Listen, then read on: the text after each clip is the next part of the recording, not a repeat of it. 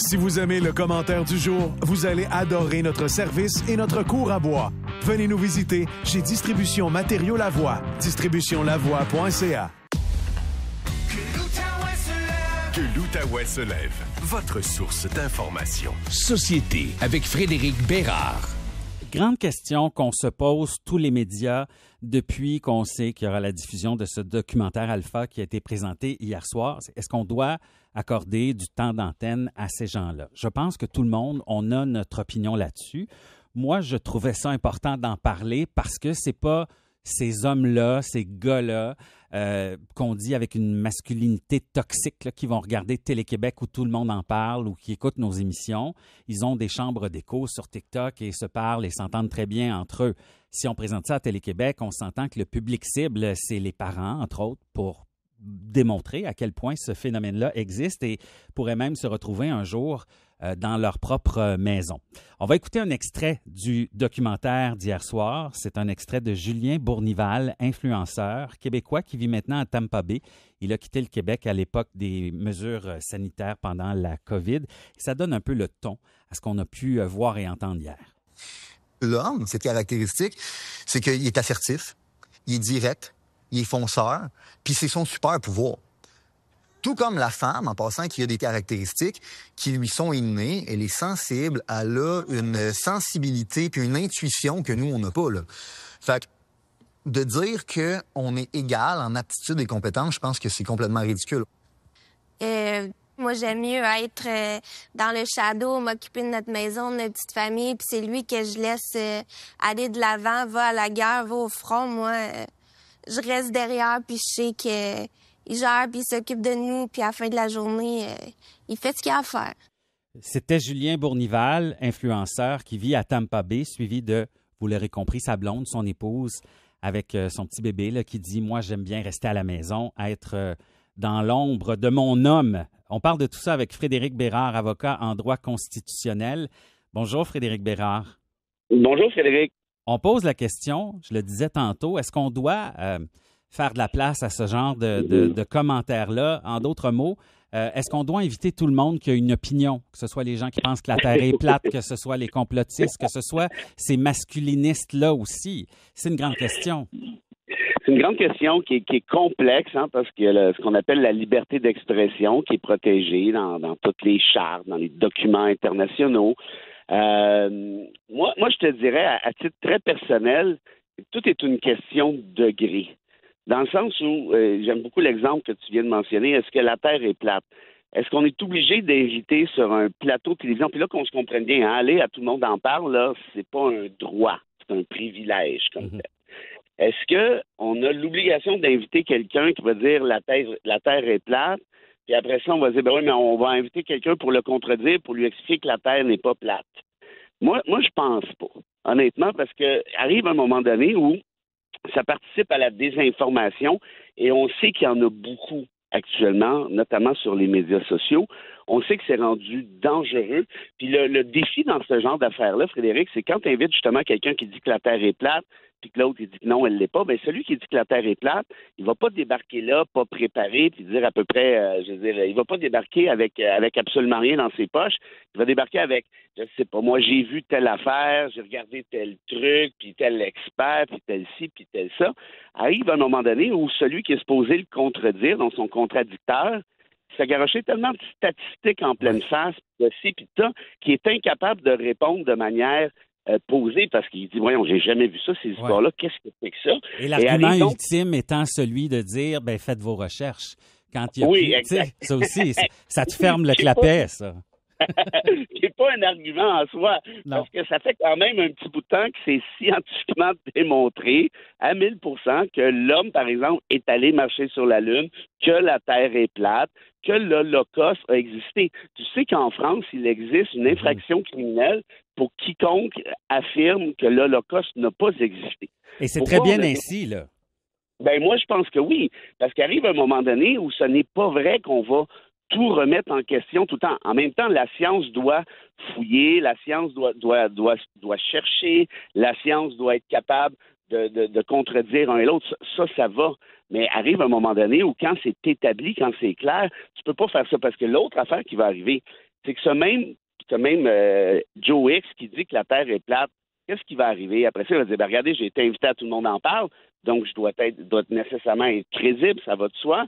Et en plus de ça, il va pouvoir parler à certaines portions de la population qui, malheureusement, est vulnérable à ce type de discours-là. Pense, par exemple, quand ils ont invité Raël à Tout le monde en parle. Exact. Évidemment qu'il y en a plusieurs qui se sont moqués. Le gars qui expliquait que les Raéliens, des extraterrestres, allaient venir le chercher. C'est une secte, cette affaire-là. Ça, c'est connu. Hein? Puis il y a des pays dans le monde qui interdisent les sectes, justement, parce que, c'est dangereux.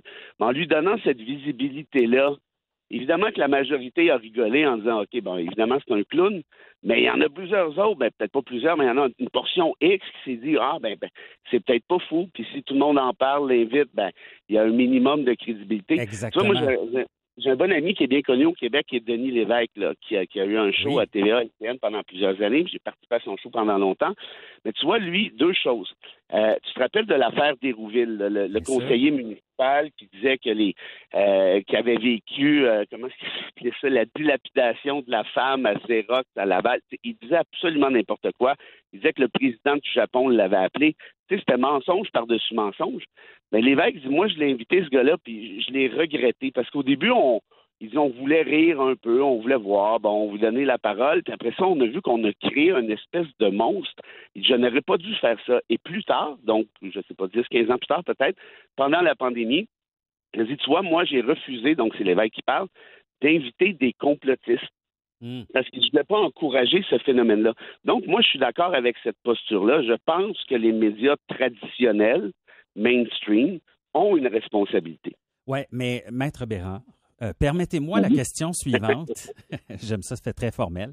C'est une question qu'on se pose à tous les jours. L'exemple qui me vient en tête, c'est quand Donald Trump va faire un discours à un moment donné, les grands réseaux américains, quand il se met à affirmer des choses qui ne sont pas vraies ou ne sont pas vérifiées, les réseaux américains vont dire « nous cessons la diffusion du discours puisqu'il y a là-dedans des affirmations qui sont fausses ou qui ne sont pas vérifiées ».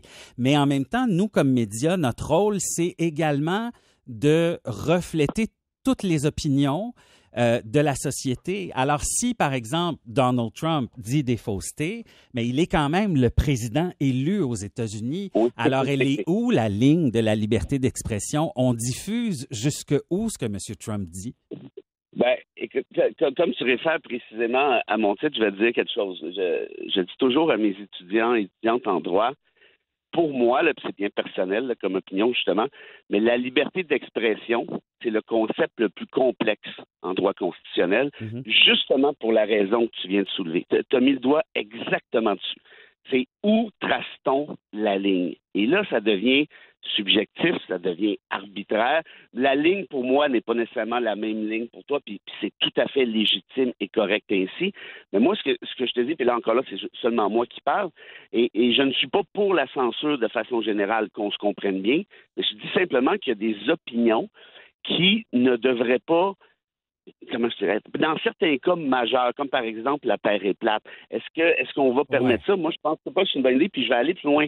Si vous avez un fan du Ku Klux Klan, on sait c'est quoi un Ku Klux Klan, là, les suprémacistes blancs, ceux qui faisaient la promotion de l'esclavagisme noir, qui voulaient tuer des Noirs, est-ce qu'on va inviter un gars comme ça? Je prends un exemple extrême, évidemment, mais est-ce qu'on va inviter un gars comme ça qui va dire, moi, je suis capable de vous démontrer que les Noirs sont inférieurs à nous, que les Noirs doivent être nos esclaves, et s'ils ne veulent pas nous écouter, nous obéir, on a le droit de les tuer. Est-ce qu'on va donner la parole à un gars comme ça? J'imagine qu'on va répondre non, en tout cas, du moins, j'espère. Mais pourtant, lui, il pourrait dire, c'est mon opinion. Vous n'avez pas le droit de me censurer. Et d'ailleurs, je trouve qu'aux États-Unis, avec le premier amendement, the First Amendment, ça semble en tout cas beaucoup plus permissif chez eux que chez nous. Mais encore là, qui sommes-nous pour juger? Il y a 7 ou 9 à la Cour suprême qui, ultimement, vont prendre une décision là-dessus. Mais donc, ce que je comprends, c'est qu'à partir du moment où ça peut être dangereux, que ça peut avoir des impacts négatifs sur la population, la santé générale, là, on ne devrait pas le permettre. Évidemment, là, tu auras compris que très ironiquement, tout ceci n'est que mon opinion. Il y en a qui diront non, tous les discours doivent être permis. Moi, je suis pas certain. Puis quand tu regardes, juste là, tu parles des États-Unis en droit constitutionnel, c'est vraiment intéressant.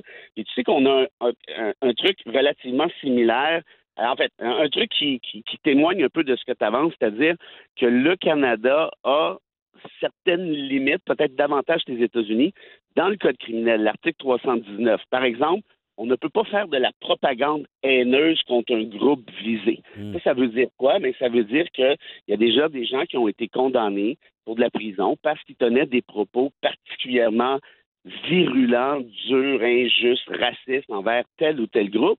Et oui, c'est une violation de la liberté d'expression, cet article 319, ça va de soi, mais on considère au Canada, en vertu des chartes, qu'on peut violer des droits constitutionnels en autant que ça se justifie dans le cadre d'une société libre et démocratique. Donc, ce que ça veut dire, c'est qu'il n'y a pas de droits et libertés qui sont absolus. On essaie de trouver un équilibre dans la liberté individuelle, la tienne, la mienne, et l'intérêt collectif. Et là, évidemment, ça aussi, c'est un jeu d'équilibre qui n'est pas simple à trouver. C'est un jeu de pondération qui est complexe, mais je pense que c'est nécessaire parce qu'autrement, si tu permets à n'importe qui de faire n'importe quoi, de dire n'importe quoi, bien, il y a des enjeux là, qui vont débarquer à la suite de tout ça. Et tout ça change en vertu des gouvernements, du pouvoir, de la couleur du gouvernement, des nominations des juges, des tribunaux, de la Cour suprême. C'est fascinant. Frédéric Bérard, un petit mot pour terminer. Je te laisse conclure. Ben, écoute, tout simplement, moi, ce que je te dirais, c'est ceci, c'est que sur l'affaire des masculinistes toxiques, il y a un mouvement qui est créé actuellement à l'échelle internationale qui dit ceci, « Your body, my choice ». Ton corps, en parlant du corps de la femme, mon choix. Ça, c'est une invitation au viol, là. C'est ce que c'est.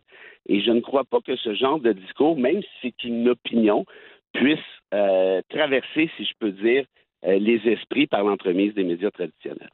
Wow! Hey, ça me fait tellement réfléchir. Merci beaucoup. Et ça a été un plaisir de faire votre connaissance, Maître Bérard, ce matin. À une prochaine.